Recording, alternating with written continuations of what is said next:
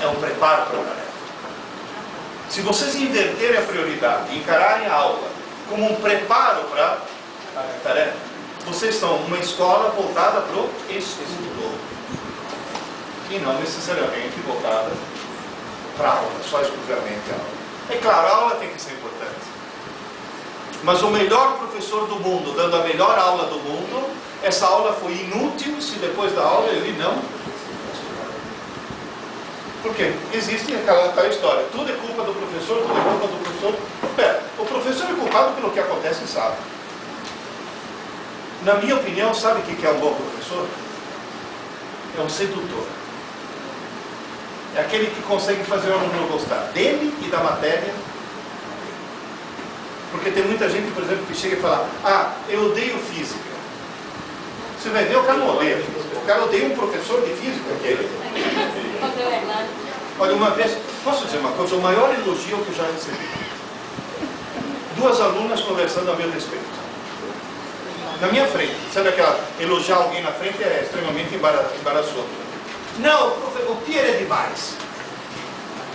Aí uma delas virou e falou: é demais mesmo, porque o Pierre me fez entender coisas que eu nunca entendi antes. É um elogio, não é? Mas a outra fez o verdadeiro elogio. Falou: não, o Pierre é melhor do que isso. Ele me fez gostar de física. Esse é o verdadeiro elogio. Ele me fez gostar de física. Então, na realidade, no momento que você faz o aluno gostar da tua matéria, é o momento que você está conseguindo realmente fazer isso. Você percebe?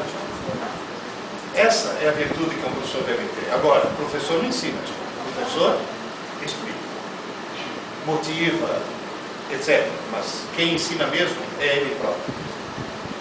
Moral da história: entender, aprender e fixar, que é a famosa aula dada, aula estudada. As escolas que fazem isso funcionam. Essas são as estatísticas que eu mostrei já para vocês. E agora vem a famosa pergunta: por que não funciona? Se o sistema escolar brasileiro está tão equivocado, por que as pessoas não se tocam? Por quê? Do jeito que eu estou descrevendo, é uma catástrofe. Bom, se fosse uma catástrofe, as pessoas deveriam começar a perceber. Agora, por favor, acompanhe meu raciocínio no instante, porque senão eu me sinto como o bêbado na contramão. Vocês se lembram dessa história?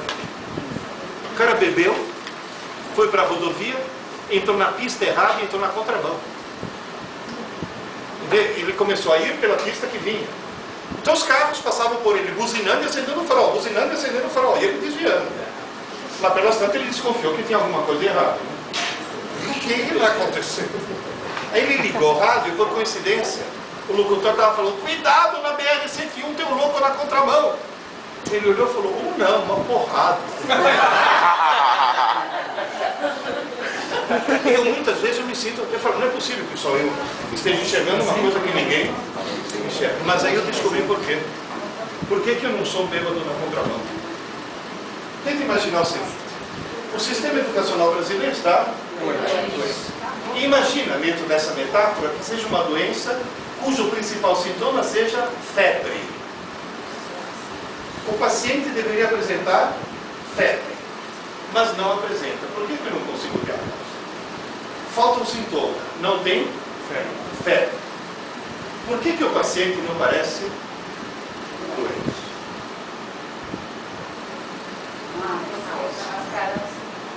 Porque o paciente está mascarando os sintomas. Esse é o Dr. Paulo. Está mascarando os sintomas. Bom, devia ter febre, não devia? E se antes da consulta ele toma aspirina, toda vez antes da consulta ele toma aspirina, a febre baixa. Abaixa. E a pergunta é: em termos educacionais, o que seria tomar aspirina antes da consulta? Estudar para a prova. Na hora que eu permito que o aluno estude para a prova, eu estou permitindo que ele tome aspirina antes de medir a temperatura para ver se ele está com. Vocês entenderam onde está o grande equívoco? O gigantesco equívoco. E o pior de tudo é que a legislação brasileira obriga a escola a publicar o calendário de prova. Você é obrigado a dizer quando tem a prova e até onde vai cair. Quer dizer, você está pedindo para o cara.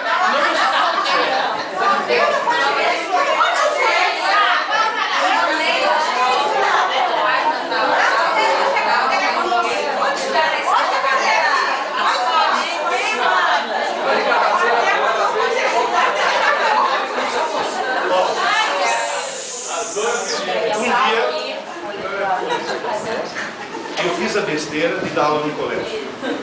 Porque, gente, dar aula no cursinho, beleza. É uma classe com 200 alunos, que parece teoricamente um inferno, mas 200 caras, silêncio absoluto.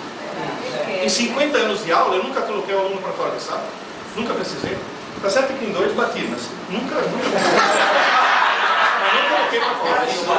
Espanquei os caras, deixei assim. Na realidade, um colega meu que chegou e falou: eu fui nomeado professor de uma escola nova, cheia, sabe, com uma proposta. Todo mundo tem proposta, você já notaram isso? É proposta.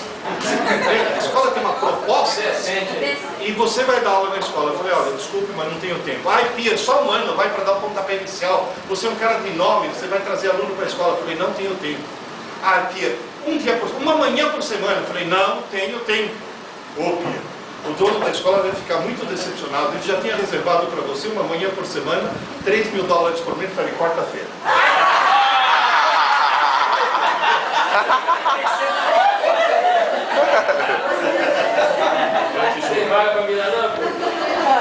Como me arrependi.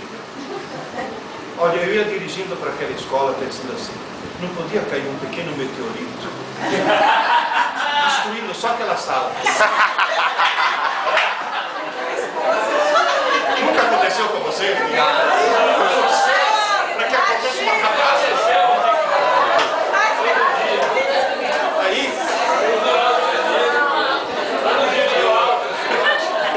eu resolvi fazer uma experiência. Eu dei uma prova de física. A nota mais alta foi 7, aliás foi uma loira. A nota mais alta foi 7 e a nota mais baixa foi 4. Tudo bem? Na semana seguinte, sem avisar ninguém, nem a diretoria, não avisei ninguém, eu repeti a prova. Não é que eu fiz uma prova parecida. Na hora de tirar na impressora, eu tirei o dobro das provas e eu entreguei a mesma prova, de novo. A nota mais alta foi 3. E quer que eu diga uma coisa? Faz a experiência na tua escola, você vai ver. Fiz semana passada. Agora, qual é a nota verdadeira? Se nota representa a aprendizagem. Você percebe?